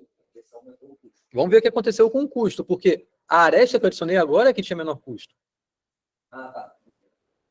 Estou fazendo um caminho contrário. Então, olha só, o grafo é conexo e continua com o mesmo número de arestas. Então, é uma árvore. Né? Beleza. O custo dessa árvore, qual é? É o custo que você tinha da árvore, menos o custo da aresta que você removeu, mais o custo da aresta que você adicionou. Certo? É a aresta de menor custo desse corte. Então, você não piorou a sua solução. Acabou. Não é difícil, né? Tá. Então, é um custo mínimo desse corte. Então, o custo é no mínimo o custo de E. É pelo menos tão bom quanto. Pode ser que seja pior. Então, o outro não era ótimo, né? Mas aqui acabou a história. Certo? Então, T' é uma MST e E faz parte dessa MST. Essa é a essência do que o algoritmo de Kruskal faz. É pegar sempre, em relação ao corte, algum corte, a aresta de menor custo. É o que o Kruskal está fazendo. Então, Isso prova a corretude do Kruskal. Nesse caso dessa prova, você nem precisaria começar o algoritmo de menor custo, pode começar em qualquer corte. Exato. E é aí que mudam as abordagens. O Kruskal pensou assim, mas o Prim pensou diferente. Usa essa mesma propriedade, essa mesma prova, sendo que o ponto é, como é que eu vou pegar esse corte? O Kruskal pega diferente do Prim. Se você seguir ordenado, você pode cair em ciclos mais fáceis, né? Aí muito da sua estrutura. Mas aí que mudam essas abordagens de obter MST. Tá? Mas olha só, a corretude está aí. Provamos ela. Quando a gente pensa em algoritmo, ainda mais esse tipo de algoritmo que envolve gráficos, envolve uma outra coisa e tal, não é tão direto de se entender passo a o número de passos, vamos dizer assim, a gente tem que provar o quê? A complexidade. Tá? Então, qual é a complexidade do algoritmo de Kruskal? Esse é o nosso objetivo atual. A corretude está pronta, está provada. Vamos agora provar qual é a complexidade disso. Bom, concorda que no primeiro passo a gente precisa ordenar as arestas? O Kruskal faz isso, né? Porque vai pegar a aresta de menor peso. Depois, a segunda aresta de menor peso, e assim por diante. Então, a gente tem que ordenar em ordem crescente, né? Em ordem crescente, isso. A gente já sabe ordenar elementos. A gente aprendeu com merge sort, com quick sort. Vamos usar o merge sort mesmo, porque é o que bate o n log n, vamos dizer assim, né? Onde n é o número de elementos, tá? Mas aqui vai ser m log m, onde m é o número de arestas do grafo. É o passo de ordenação das arestas. Tá? O que a gente faz com o Kruskal? A gente não só ordena e pega as n-1 arestas iniciais para formar a árvore. Né? A gente não faz só isso. A gente escolhe uma aresta, a gente toma uma aresta, mas a gente tem que verificar se essa aresta não está formando o ciclo. A pergunta é, como a gente consegue verificar se está formando o ciclo? É o que a gente tem que saber fazer agora. Entenderam que o ponto é esse? E eu vou ensinar isso para vocês. De um jeito mais eficiente que existe. Tá? Mas, utilizando aqui está, uma estrutura de dados adequada, que o nome dessa estrutura, vocês conhecem?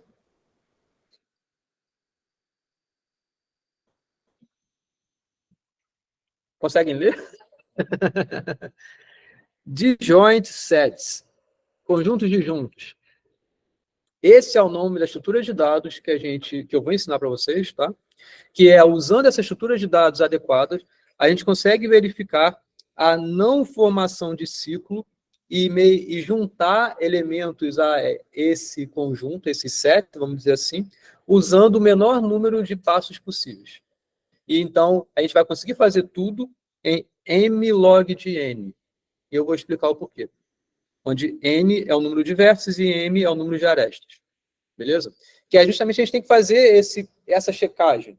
De, beleza, ordenei todo mundo lá, vou gastar isso aqui. Mas depois eu tenho que gastar mais um monte de coisa, porque não é só escolher, é escolher e ver se não estou formando ciclo. Se eu estou formando ciclo, eu posso adicionar. Se eu estou formando ciclo, eu não posso adicionar. Eu vou para o seguinte. Então, essa checagem aí é o que eu vou fazer nesse momento aqui. Tá legal? Então, a grosso modo falando, olha só, aqui não está log de M, nesse primeiro passo de ordenação, M log M. Só para chamar a atenção de vocês que M é o número de arestas. Num pior caso, supondo que o pior caso aí seja um grafo que tenha o maior número de arestas possíveis, você vai ter combinação de N 2 a 2 arestas. Porque você tem N vértices. Para cada par, você vai ter uma aresta. Quantos pares existem é exatamente o número de arestas do grafo. O número de pares que existem é a combinação de N 2 a 2. Isso aqui é N, que multiplica N menos 1 sobre 2. Isso aqui é N ao quadrado menos N sobre 2. Isso aqui é O de N ao quadrado. Então, M é nessa ordem de N ao quadrado, passando 2 para cá para frente. Então, falar log de M é a mesma coisa que falar O de log de N. Só para facilitar um pouquinho melhor aí, né? Então, a gente consegue fazer tudo em O de M log N. Porque aqui você vai gastar O de M log N. Aqui você vai gastar O de M log N também. Então, você vai fazer isso, vai gastar isso aqui. Então, o algoritmo de Kruskal tem essa ordem de complexidade aí. Lá na frente vai ter uma conta melhor sobre isso. Mas espera lá, tá? Vamos entender melhor essa estrutura de dados. Tá legal?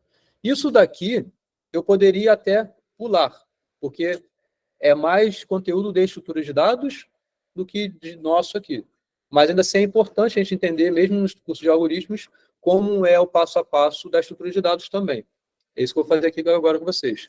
Que às vezes você nem aprende isso de estrutura de dados. Você nem aprende isso lá. Mas vamos ver aqui. Então, como vocês entenderam, né? A cada etapa, o algoritmo escolhe uma aresta para ser adicionada à solução parcial. Né? Vou escolher isso aí. Então, precisamos testar se uma aresta adicionada UV é de forma que U e V estejam em componentes conexas distintas. O que é uma componente conexa? Lembram do que eu estava fazendo lá?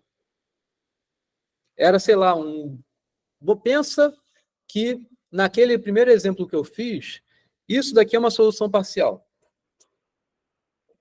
Tá legal? Eu estou montando essa árvore.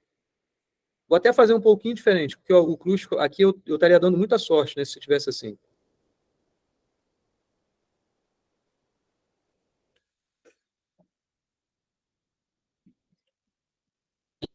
Então, no algoritmo de Kruskal, tá, adicionei essa aresta, adicionei essa aresta, adicionei essa aresta. Beleza. Agora, vamos supor que o algoritmo de Kruskal queira, no próximo passo, adicionar uma aresta que seja assim. Eu posso adicionar essa aresta? Não. Por quê? Isso, porque formei um ciclo, e se eu formei um ciclo, então quer dizer que esses extremos estavam numa componente conexa. Igual, estavam numa mesma componente conexa. Agora, se eu for para adicionar essa aresta aqui, eu posso? Porque esses vértices estão em componentes conexas distintas. Então, o que você tem que verificar a cada instante bom, beleza, eu tenho uma aresta, então eu sei esses extremos U e V. Eu tenho que verificar se eles estão numa mesma componente conexa ou não. Se eles estão em uma mesma componente conexa, eu não posso adicionar aresta. Se eles estão em componentes conexas distintas, então eu posso adicionar aresta. É essa checagem que eu quero fazer aqui. Tá? Então, isso que eu estou dizendo. Em caso positivo, ou seja, se estão em componentes conexas distintas, então eu posso unir esses vértices, certo? E a estrutura que eu vou utilizar é isso que eu estou falando, de joint sets, conjuntos disjuntos. Tá? Então, olha só. Vamos primeiro enxergar as operações que vai ter nessa estrutura de dados. Beleza? Vai ter operação que vai ser make set, que eu vou formar inicialmente, todos os vértices vão ser, todos os vértices vão ser conjuntos disjuntos. Tá? Então, esse é o make set. Eu vou criar um conjunto unitário contendo x. Para todos os x. Para todos os vértices. Eu vou ter uma outra operação que é find x. Ou seja, eu vou retornar qual é o conjunto que tem esse vértice x. Porque eu quero juntar conjuntos. Essa abordagem é juntar conjuntos. Lembra do exemplo que eu fiz aqui? Eu estou dizendo aqui nesse instante que esse e esse vértice estão no mesmo conjunto. Então, se eu pergunto find x e esse cara é o x, eu vou ter um identificador desse vértice para dizer qual é o conjunto que ele pertence. E é o mesmo desse, é o mesmo desse. É o mesmo identificador. Tá? Eu tenho essa operação de find x e eu tenho essa operação de union, que é fazer a união, ou seja, a junção, a associação de dois conjuntos em um único conjunto. Tá? Então, junta conjuntos que contêm o vértice x e o vértice y. Beleza? É com essas três coisas que eu vou ficar brincando aqui e vendo como é que eu vejo o conjunto, junto o conjunto, e vou dando segmento no algoritmo. Tá? Então, com isso a gente consegue escrever o algoritmo de Kruskal em mais detalhe. Tá? E está aqui o algoritmo de Kruskal. Então, beleza. Então, a entrada é um grafo que tem peso nas arestas e você vai ter como saída uma MST, que no caso é esse conjunto de arestas X aí. Inicialmente, você cria um conjunto para todos os vértices do grafo. Você vai fazer esse make set. Todo mundo vai ter um conjunto. Você vai iniciar... Então, isso aqui é só para iniciar esses conjuntos. Tá, todo mundo tem um conjunto distinto. Você vai iniciar a sua solução não tendo nenhuma aresta na solução. Beleza? Você vai ter sendo o seu conjunto de arestas ordenados. Então, aqui você já vai gastar o seu m log n aí para ordenar essas arestas. Beleza? E aí, para cada aresta que está ordenada, então, vou pegar a primeira. É a de menor custo. Tá? Beleza. O que eu tenho que olhar? Se o identificador desses dois vértices é igual ou não é.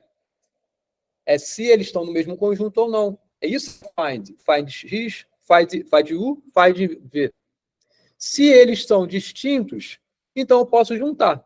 Então, eu adiciono a aresta uv no meu conjunto de arestas solução e eu faço a operação de união dos conjuntos. Então, esses conjuntos que eram todos disjuntos, todos os vértices de um conjunto distinto, eu vou juntar no 2. Vou fazer isso para cada aresta aí. Posso ter um ponto de parada em C quando tiver tomado aqui n-1 arestas nesse conjunto X, mas é um detalhe. Tá? Beleza? Então, olha só, total de operações. Make set, que é montar conjunto para todos os vértices. Eu vou gastar o número de vértices, de associar um conjunto a cada vértice aí. Find é o dobro do número de arestas.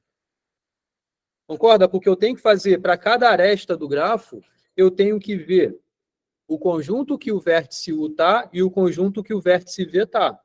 Eu tenho que fazer isso para todas as arestas. Cada aresta tem 2 vértices. Então, eu tenho que fazer o find 2 vezes o número de arestas. Porque para cada aresta eu tenho que fazer 2 vezes. O find para cada vértice aí. Beleza? O union, eu vou fazer a união até eu chegar a n-1 arestas. Então, eu só vou juntar n-1. É o número de operações, então. Beleza? A árvore possui n-1 arestas. Eu só vou juntar quando eles estão em conjuntos diferentes dos vértices. Então, é justamente quando eu chegar nesse máximo, é quando eu vou parar. N-1. Beleza? Eu só vou entrar no union se tiver aqui distinto, de fato. E só está distinto quando eu não tenho n-1 arestas ainda, conexo na árvore. Beleza? Então, esse é o total de operações. Tá? Então, olha só, como vou efetuar certinho essas operações? Vamos olhar com mais atenção. Armazenamos um conjunto em uma árvore direcionada. Tá? Porque, olha só, concordam que o que talvez torne mais não tão imediato é como é que eu vou fazer esse find? Eu vou ter que ter um identificador para cada vértice que associe em qual conjunto que esse vértice pertence. Então, como eu vou fazer isso? Eu vou fazer isso assim. Eu vou montar uma árvore direcionada para cada conjunto. Tá legal? A raiz dessa árvore vai ser o identificador do conjunto. Tá legal? Então, a raiz representa o nome do conjunto. Cada elemento X possui um marcador que é o rank, é o rank desse X. Tá? Que vai representar qual a altura da árvore com X sendo a raiz. Tá? Então, cada elemento X possui um marcador rank de X, representando qual a altura da árvore com X sendo a raiz. Cada nó X possui um ponteiro para o seu pai. A minha ideia é andar nessa árvore para eu conseguir chegar lá na raiz e dizer qual é o identificador desse nó que está cá embaixo na árvore mesmo assim. Tá? E aí você vai ter esse identificador de pai é esse π de x. Tá? Então, cada nó x possui um ponteiro para o seu nó pai. Esse é o π de x. O π de x é o pai de x. Beleza? O π de x é quem está acima de x, exatamente acima, naquela árvore. Se o x já for a raiz, ele não tem pai. Então, é o próprio π de x. O π de x é igual a x nesse caso. Ou seja, é o ponto de parada nesse percurso da minha árvore para identificar o nome daquele conjunto. É quando o π de x é igual a x. Eu tenho um x, esse é um vértice aqui embaixo, por exemplo. Ele vai ter um π de x que é o pai dele. Ele vai ter um π de x que é o pai dele. E assim vai. Chegou num caso em que o π de x é igual a x, então é porque esse é o identificador. Tá? Então, o que é o make set? O make set, eu começo, né, todo vértice aí sendo um conjunto. Um conjunto é um único vértice, então você só tem um vértice naquele conjunto, naquela árvore que você está montando esse conjunto. Então, essa árvore é essa raiz, que é justamente o x, e o π de x é o próprio x. Ele é a raiz. O rank é a altura. Onde o x está nessa altura aí? É zero, porque está começando todo mundo no mesmo nível. São n árvores diferentes, n conjuntos diferentes, n raízes.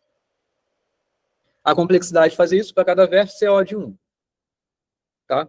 Então, o que é um find x? Aqui você pensa o seguinte, no algoritmo de Kruskal, eu não tenho que pegar dois vértices e ver se o find de um é igual ao find de outro. Ou seja, não é saber se eles estão em conjuntos diferentes ou conjuntos iguais. Eu vou saber que eles estão em conjuntos iguais se a raiz dos dois for o mesmo. Se o find de U for igual ao find de V. E eles estão identificados no mesmo conjunto. Como é que eu encontro a raiz da árvore direcionada que está esse vértice U? No caso, esse vértice X. Concordo com esse procedimento aqui? Porque eu vou fazendo, olha só, vou fazer o find de X. X é um vértice que está aqui. Eu vou olhar o pai dele é π de X. Se o X não for a raiz, o fato, o π de X é diferente de X. E eu vou subir, e eu vou subir, e eu vou subir, até encontrar um cara em que o π dele é igual ao valor dele. É esse x de solução que eu vou ter de retorno no find x. É a raiz daquela árvore. Qual é a complexidade disso? É a altura da árvore. Então, a complexidade do algoritmo de Kruskal está em função não somente dessa ordenação das arestas, mas também nesse find x, que a gente tem que fazer 2m operações.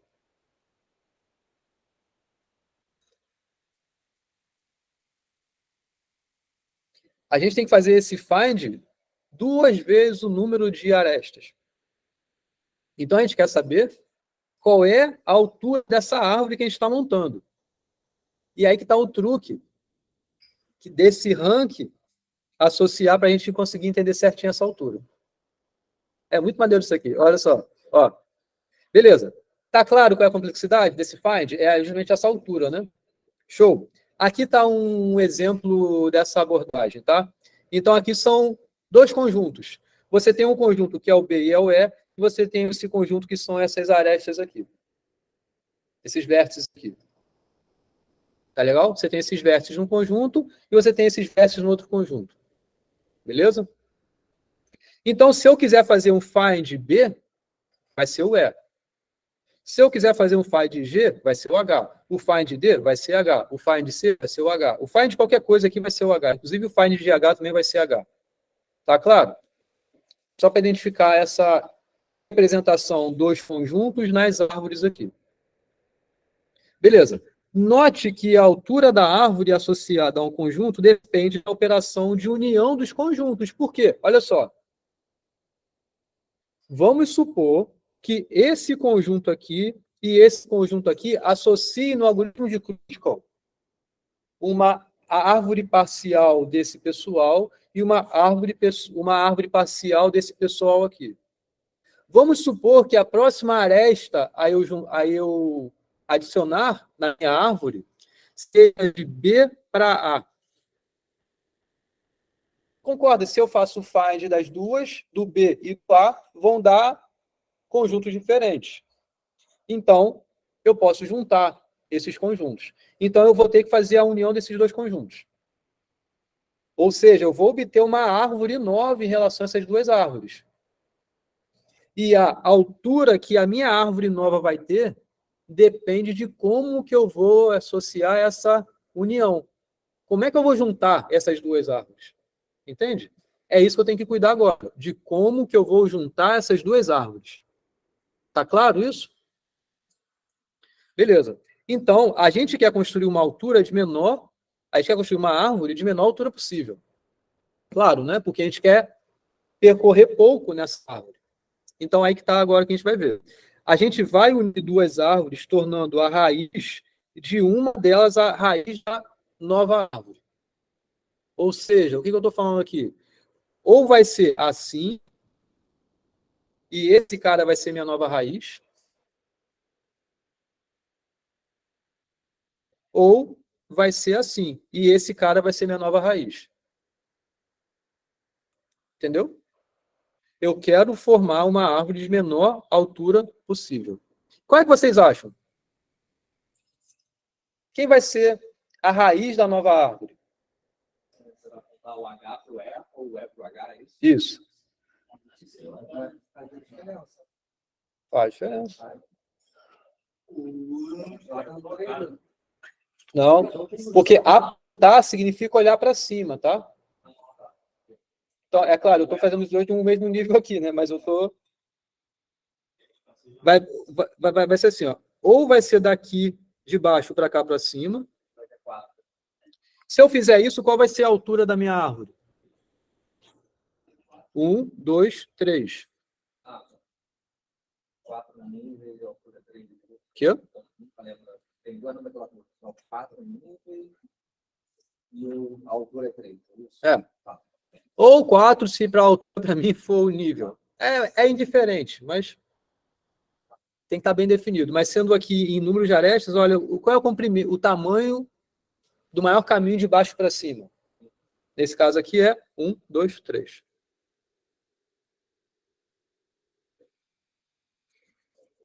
E se for o contrário? Se for daqui, apontando para cá. Oi? Concordam? Que é interessante que eu pegue, então, a raiz, aquela que associe quem? Ao maior né? A maior altura. Isso. Então, aqui está essa explicação. Como é que a gente vai fazer a união dessas duas árvores? Olha só. Vou fazer o find de x, vou fazer o find de y. E aí, eu vou ter o identificador desses conjuntos. E aí, para cada um, eu vou ter a altura associada. Tá legal? Então, se a altura das duas árvores for igual, vai fazer diferença qual que eu pegue? Vai fazer diferença? Nesse caso, esses conjuntos são iguais, né? A altura. A altura. A altura. Eu estou olhando aqui a altura. Tá? Eu quero olhar a altura. Olha só. Olha o ranking. Então, comecei todo mundo aqui. Ó, a altura é 0 para todo mundo. Porque, olha só, o ranking está aqui em cima, tá? 0, 0, 0, 0, 0. Beleza? Aí, vamos supor que eu quero juntar o A com o D. Então, vai ter um identificador que vai ser a raiz. Aqui é 0 e aqui é 0. Não faz diferença. Um vai ter que apontar para o outro. Então, eu coloquei aqui esse cara como sendo a raiz. Então, o rank dele aumentou em uma unidade. Desculpa. Mas a distância de x... Desculpa. Só um detalhe.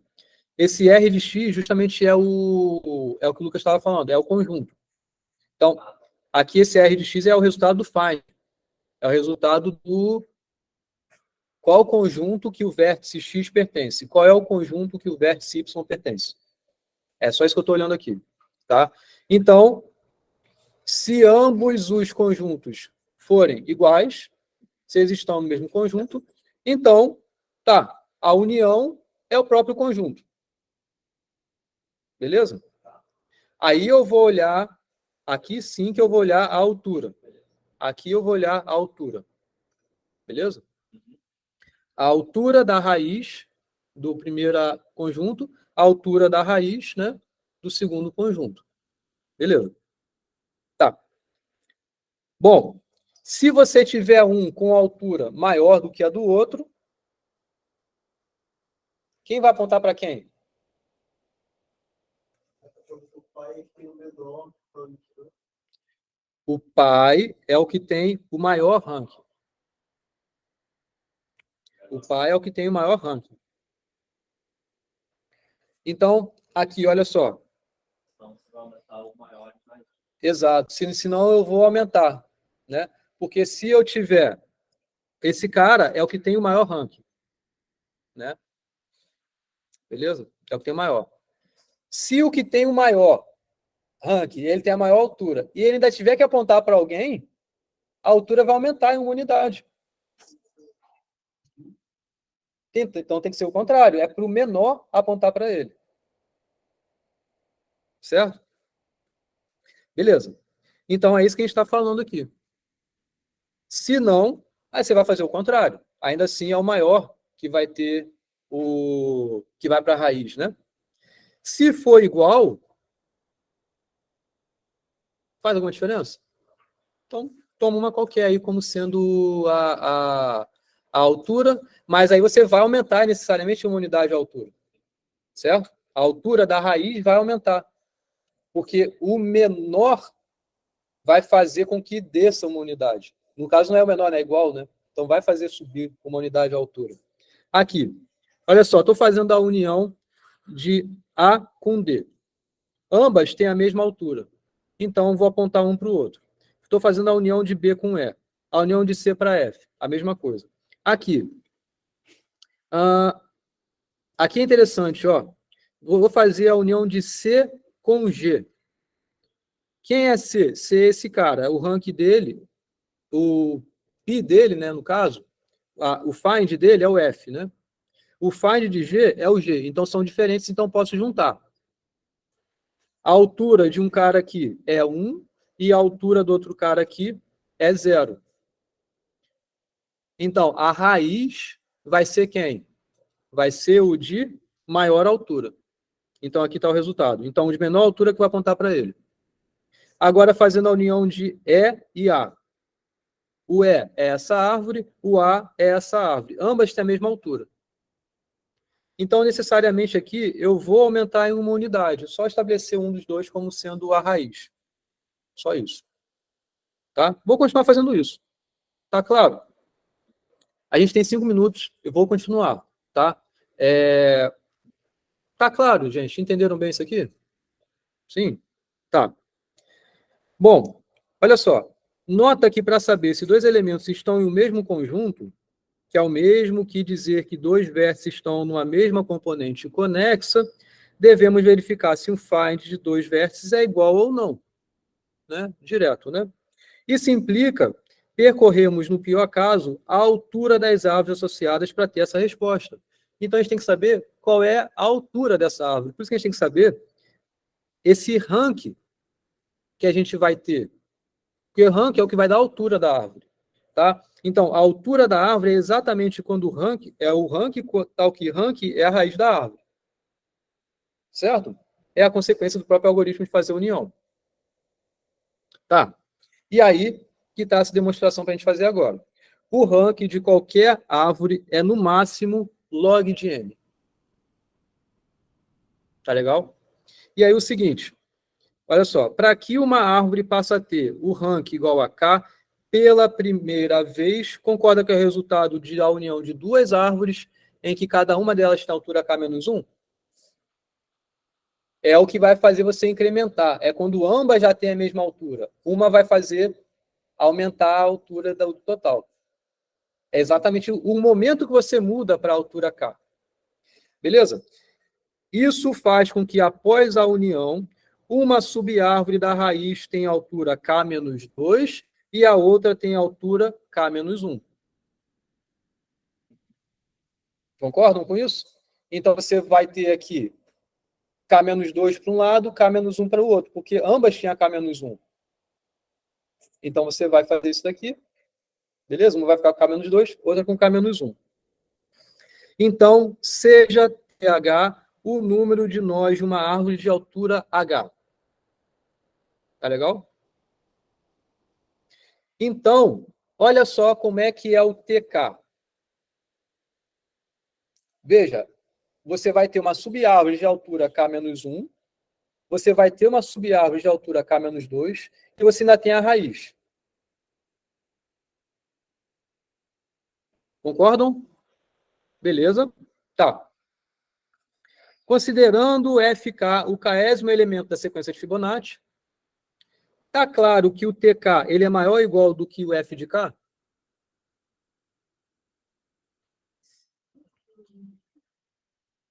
Porque você tem mais um aqui. Ó. Certo? E olha só. 1 sobre raiz de 5, que multiplica 1 menos raiz de 5 sobre 2 elevado a K, é menor do que 1. Tá claro? Porque raiz de 5 é 2, alguma coisa. Né? Aí aqui é algo menor do que 1. Certo? Você vai ter essa multiplicação aqui, elevado a K, vai ficar menor do que 1. Tá? Bom, o késimo elemento da sequência de Fibonacci é essa conta. Lembra que a gente já obteve isso? Né? Nas aulas passadas, com relações de recorrência e usando raízes características, né? A gente conseguiu obter esse valor. Então, essa conta aqui é maior do que essa conta aqui. Só estou simplificando as contas aqui para mim. Então, olha só. TK é maior ou igual do que F de K. E F de K é maior do que esse negócio aqui. Então, TK é maior do que isso daqui. Tá bom? Então, como a base da potenciação, isso aqui é uma constante. Isso aqui é uma constante. Então, a gente pode dizer que TK é maior do que O de C elevado a K. Tá legal? Bom, Vamos aplicar log na base C dos dois lados. Tá? Então, você vai ter o K vindo para baixo. Então, K é menor do que log de T de K na base C. Tá legal? Bom, daqui para cá é só fazer conversão de base, de logaritmo. Se você tem alguma coisa que está na base C, você pode escrever ela como sendo alguma coisa na base 2. Tá? Isso daqui, então, log de C na base 2 é constante, pode tirar. Então, K é menor necessariamente do que O de log de TK. Então, tá aí. Então, K é menor do que O de log de N. Tá legal? Beleza? Show. Então, o que a gente conclui, então? Fazer o find vai custar log da altura. Log de N, perdão, que é a altura. Tá? Então, olha só. Concluindo a análise. Ordenação das arestas. M log N. Certo? Para cada aresta, a gente verifica se os extremos estão na mesma árvore parcial.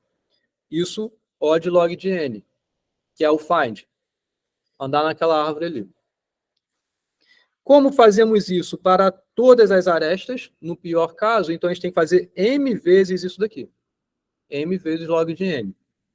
Então, em todo passo do algoritmo de Kruskal, a gente gastou ordenação, mais fazer esses finds, union, que é constante e tal.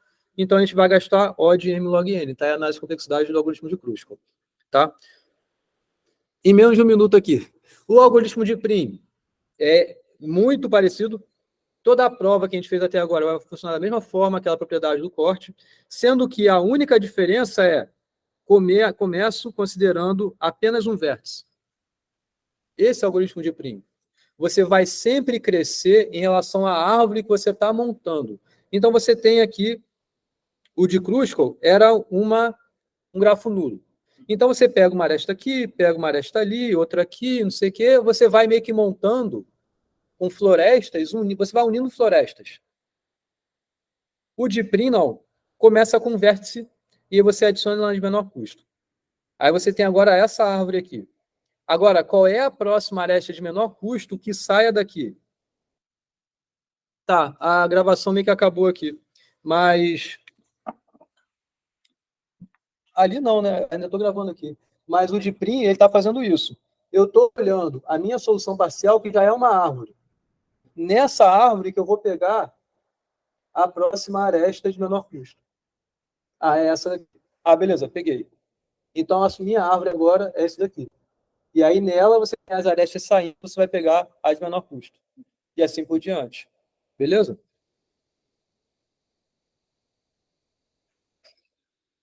Então, é isso que você vai fazer.